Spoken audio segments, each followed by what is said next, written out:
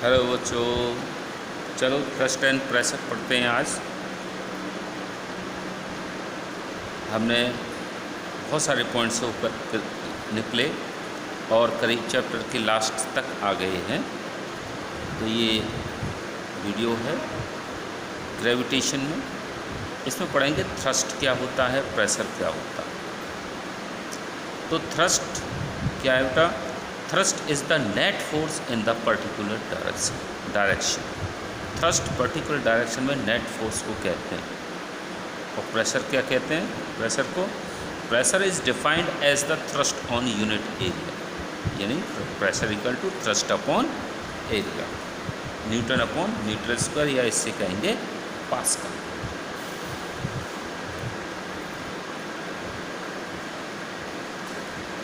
Pressure in fluids.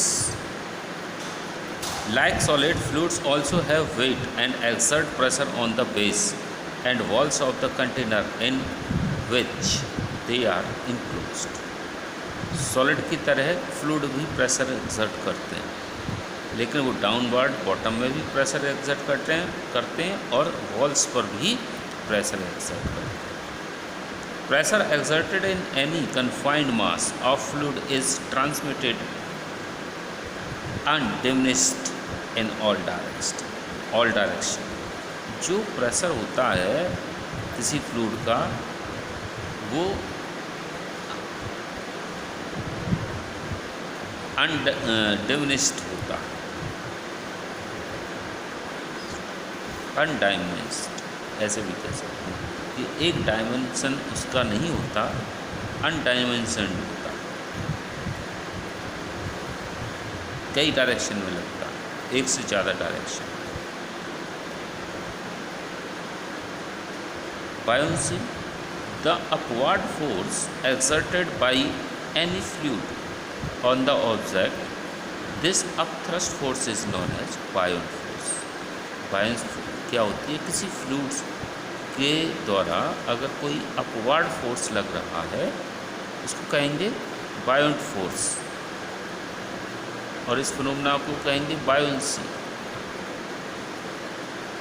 Fluid के upward force लगाने के फिनोमेना उसको क्या कहेंगे? फोर्स को बायोंट फोर्स। और बायोंट फोर्स लगाने वाले फिनोमेना किसी फ्लूइड का क्या कहलाता है? बायोंसी। तो वाई ऑब्जेक्ट फ्लोट और sink when placed on the surface of water. अब एक नया फिनोमेना लेते हैं कि कोई चीज़ डूब क्यों जाती है, तैरती क्यों है, तो उसका रीज़न क्या है?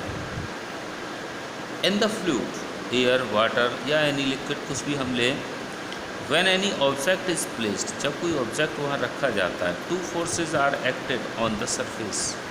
दो तरह के फोर्स लगते हैं, एक तो ऑब्जेक्ट का डाउनवर्ड उसका वेट लगता है, और अपवर्ड फ्लूइड का लगता है अपथ्रस्ट। अगर वेट ज़्यादा है अपथ्रस्ट से तो ऑब्जेक्ट सिंक हो जाएगा, अगर अपथ्रस्ट ज़्यादा है वेट से, ऑब्जेक्ट के वेट से, तो वो तैरेगा। Weight is greater than upthrust, object will sink. If upthrust is greater than weight, object will float. दोनों इक्वल हैं तो सरफेस से सरफेस मिल करके तैरेगा। अब इसी चीज़ के लिए आर्किमिडीज क्या कहते हैं? आर्किमिडीज प्रिंसिपल क्या है इसी चीज़ के लिए? When a body is immersed fully और partially in a fluid, it experiences an upward force that is equal to the weight of the fluid displaced by it. कि अगर कोई बॉडी को फ्लूइड में डुबोया जाए तो जो फ्लूइड जितना डिस्प्लेस हुआ है, उस डिस्प्लेस्ड फ्लूइड का वेट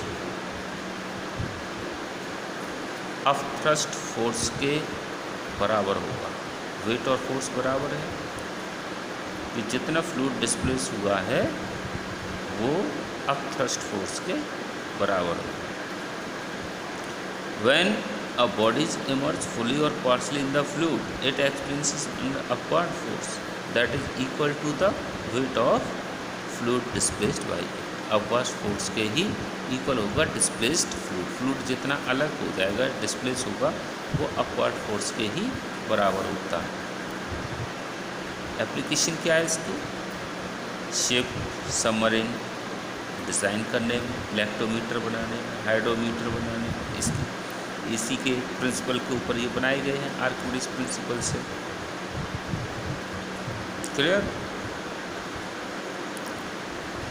रिलेटिव डेंसिटी क्या होती है? Relative density is used to determine the purity of given substance. अगर किसी मैटर की प्योरिटी अगर आपको मेज़र करनी है तो आपको रिलेटिव डेंसिटी पता होना चाहिए।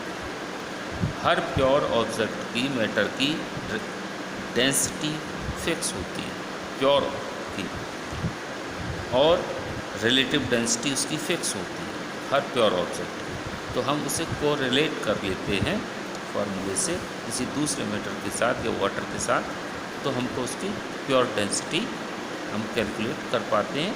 इसकी कोई यूनिट नहीं होती रिलेटिव डेंसिटी की, इट हैज़ नो यूनिट। तो रिलेटिव डेंसिटी क्या होती है? डेंसिटी ऑफ द सब्सटेंस, किसी सब्सटेंस की डेंसिटी, और डेंसिटी ऑफ वाटर, इन दोनों का रेशियो क्या कहलाता है? रिलेटिव डेंसिटी, जो हर प्योर ऑब्जेक्ट की फिक्स होती है। Every pure substance has fixed relative density. सभी प्योर सब्सटेंस जितने भी होते हैं उसकी रिलेटिव डेंसिटी फिक्स होती है, उसी के अनुसार हम उसे कैलकुलेट करते हैं, कोरिलेट करके हम निकाल लेते हैं। इलेक्ट्रोमीटर वगैरह, हाइड्रोमीटर, वो सब इसी तरह वर्क करते हैं। दूध में कितना पानी मिला है पता लग जाएगा, क्योंकि प्योर दूध की रिलेटिव डेंसिटी अलग होती है। अगर उसमें पानी मिला है तो पानी से हम उस रिलेटिव डेंसिटी लगा कर देखेंगे तो उसका ऑब्जेक्ट की सब्सटेंस की डेंसिटी कम या ज़्यादा होगी, पता लग जाएगा इसमें कितना पानी है या नहीं, दूध गाढ़ा है कितना है या कितना इसमें पानी मिला है। तो इस तरह इसको हम समझ लेते हैं।